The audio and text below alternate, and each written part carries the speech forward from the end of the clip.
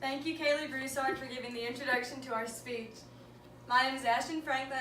I'm here to tell you how the harm that plastic bottles cause to the earth and the environment.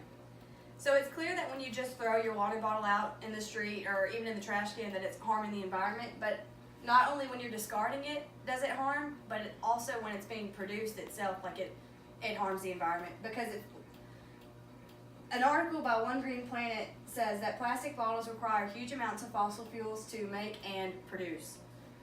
And how plastic is made is it's made from these polymers called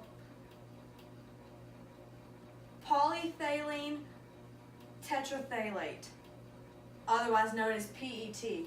And these PETs are made to form the bottle. When you're making a water bottle like this, there's recycled PETs that go into it and then like new PETs that go into it. Which when you hear recycled PETs being made into plastic bottles, you think, well, that's not that bad. But the bottle can only be composed of no more than 10% of the recycled PETs because it can't withstand any more, like the bottle wouldn't hold with any more of the recycled ones because it's just not strong enough. And so whatever 10% sounds like a good percent just to even have a little bit of recycled. But these recycled PETs are just from plastic bottles that didn't withstand the durability test. So, because you can't reuse plastic that has been used before for sanitary reasons. So these unused recycled PETs are just old plastic bottles that never really made it to anybody's hands. So that's how the PETs are made, is they're put together and then they're made into pellets that are then put into molds, and then with some heat it makes the bottle that you use. But these PETs require the fossil fuels, and these fossil fuels are harmful to the environment because they emit toxins and pollutants into the air, which causes health hazards and environmental things like global warming. One bottle, if you were to, like when you see this bottle right here, you see a bottle a fourth of the way full or almost empty. But it said for manufacturers when they make a bottle that if you fill it, any bottle, if you fill it up a fourth of the way full, that's how much oil was required to make the bottle. So this is how much oil was required to make this one bottle. And this is a big deal because we, in the US, we used to be huge exporters of oil, but because of our plastic needs, we're now huge, like the biggest importers of oil. And that's a huge deal. And so when you have, the way that plastic bottles can harm the earth is, let's say you have 3 water bottles, and only one of the 3 statistically gets recycled, which is not much at all. And that hardly happens anyway, because think about how many times you recycled your bottles. But bottle number 2 makes its journey to, once you've thrown it away, or thrown it on the ground, or thrown it anywhere, let's say it makes it to a landfill. So here in the landfill, they have hundreds of millions of tons of plastic just sitting in this huge little dip where it's just composed of all this plastic and other junk, assorted junk.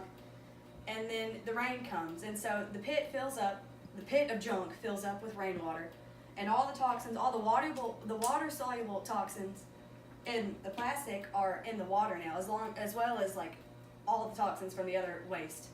So it's all in the water that's just stewing in this cesspool, and it's seeping into the ground and going into the soil, and that's what causes harm to our plants that grow from the soil. So not only does the soil get affected, but it could go into runoff and then go into streams, and that affects the wildlife and all the animals in the ecosystem that come in contact with that water. So that's what happens to bottle 1 that just you threw away and it ended up in the landfill. And then our bottle 2. And then bottle 3, the one that just was rolling across the street or whatever, let's say it gets picked up by some runoff by some rainwater, well, it'll float away somehow into a stream, and then the stream will go to a river, and then a river to an ocean. And so then you just have this plastic floating around to the ocean until it eventually makes it to this like massive vortex of trash. And one of these is called the Great Pacific Garbage Patch. And here it's just all kinds of trash that's made it to the ocean, and it's just in a huge whirlpool of just trash. And all of this just sits here, and it takes 1,000 years to decompose. Any plastic takes 1,000 years because it's not, or not even decompose, but because it's not biodegradable. So it's just sitting there and floating. And here where the animals, like the fish and stuff live, they see this plastic, this colored plastic, and they eat it because they think it's food. Well, I mean, first of all, if you're eating plastic, it's probably going to kill a fish, but let's say it doesn't kill the fish and it's just sitting in their stomach. Well, the fish feel full because there's a giant piece of plastic in them, so they don't eat and then they starve to death. And that's just another way that the ecosystem is affected by this. And let's say that that fish doesn't die, like a shrimp ate a piece of plastic or whatever, and then the tuna ate the shrimp, and then we eat the tuna. So we're affected by the toxins that that shrimp had swallowed from the piece of plastic. And as the plastic sits in that water, it's not biodegradable, but it'll break down enough that into microparticles or microplastics. And these little microplastics could exist in the ocean forever because they just never degrade. So this is what your fish are eating and what we're eating, essentially. And then one of the reasons you would think, why do we buy plastic anyway if that's how bad it is? Well, one of the reasons is people say, well, I need fresh water. I need water from the springs. I need water from whatever. I can't handle tap water. I can't handle the taste of it. Well, it's been proven that some companies have bottled just plain tap water to feed to us, and we have no clue about it. And so you're sitting there drinking what you think is spring water, but it's really just a nasty tap water that you just can't stand.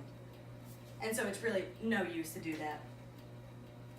And then finally, I'll end with a few facts about plastic bottles. 7.5 billion are recycled, but 15 million bottles are dropped as litter, landfilled, or incinerated every day. 233,000 tons of carbon dioxide is produced when you're making these bottles, so that's part of the fossil fuels that comes out.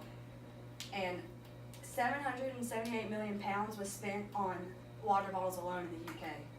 And so imagine the UK, imagine how that is for us. So it's a huge deal, and it's something that needs to be addressed. I'm going to let Marche Wilson take the next topic about how water bottles, plastic bottles affect our bodies. So thank you for listening to my speech.